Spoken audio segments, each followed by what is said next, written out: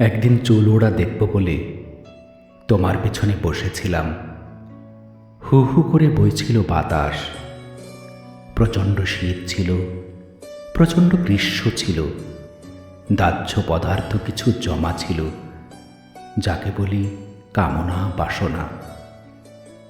কানের ভেতর গুনগুন করে ফিরছিল গানের কলি, শুধু একবার বলে যাও। আজকালকার ছেলে মেয়েদের আর এসব গান ভালো লাগে না। বিরহের চেয়ে ভ্রূণ হত্যা করতেই ওদের আগ্রহ বেশি। অনেক কিছুই তো আমাদের প্রাপণীয় ছিল। পরস্পরের ছোঁয়ানো আঙুলের ভিতর দিয়ে প্রবাহিত নদীতে, নিস্তরঙ্গ পানিতে প্রস্ফুটিত শতদলে মাখানো একরাশ শুভ্রতার কথা আর নাই বা বললাম। একটুখানি জ্বালা, তারপরেই তো অশ্রু, তারও আগে বিসর্জন। চাঁদ ও মৃত্তিকার মধ্যভাগের ভূমণ্ডলে লোহা পোড়ানোর গন্ধ, শরীরে লবণ।